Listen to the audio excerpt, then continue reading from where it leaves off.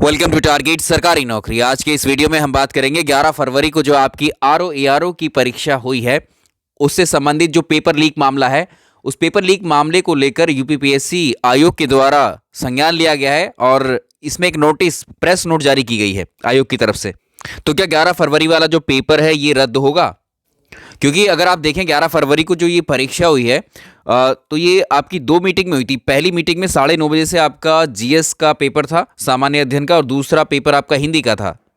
9:30 से पहले ही लगभग 8:45 के आसपास जो जीएस का फर्स्ट पेपर था वो ऑलरेडी सोशल मीडिया पर व्हाट्सएप के माध्यम से सर्कुलेट हो रहा था और उसी समय के आसपास यूट्यूब के ऊपर और अलग अलग प्लेटफॉर्म्स के ऊपर जो है हमें वो पेपर देखने को मिल रहा था और बकायदा उसमें जो आप देखेंगे तो आंसर्स की, मतलब उनके आंसर्स भी उस पेपर में दिए हुए थे।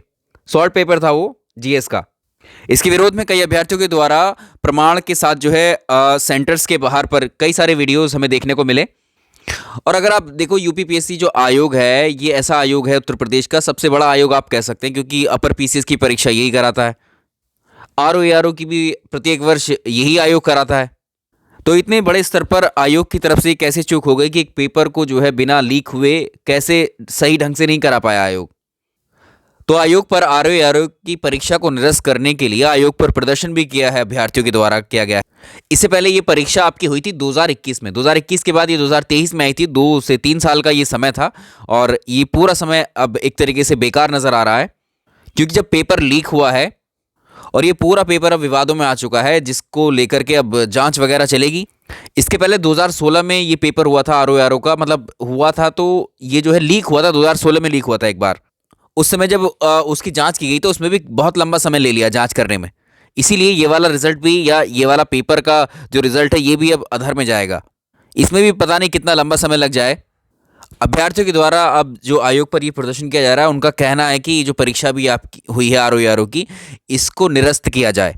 साथ ही इस पेपर को निरस्त करके जो है दोबारा से ये परीक्षा करवाई जाए, ऐसा लोग जो है आयोग पर अभ्यर्थी मांग कर रहे हैं।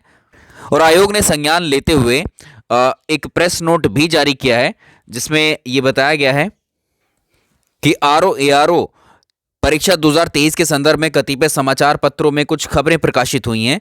उपरोक्त को दृष्टिगत रखकर आयोग ने इस पूरी परीक्षा की जांच हेतु एक आंतरिक समिति का गठन करने का निर्णय लिया है और साथ ही साथ आरओ एआरओ परीक्षा 2023 के सारे बिंदुओं पर एसटीएफ से जांच कराने का निर्णय लिया है, जिसके लिए शासन को अनुशंसा की गई है। जांच उपरांत परीक्षा की सुचिता को दृष्टिगत रखकर आयोग द्वारा उचित निर्णय लिया जाएगा। यानी ये वाला जो आरओ एआरओ का पेपर है 11 तारीख वाला, 11 फरवरी का, ये पेपर एक तरीके से अगर अब जांच के दायरे में आ गया है तो इसमें काफ़ी लंबा समय भी लग सकता है इसके रिजल्ट को लेकर के या इसकी जांच प्रक्रिया को लेकर के, क्योंकि अभ्यर्थी द्वारा सीधे मांग की जा रही है कि इस वाले पेपर को तो निरस्त किया जाए, दोबारा से इस परीक्षा को करवाया जाए।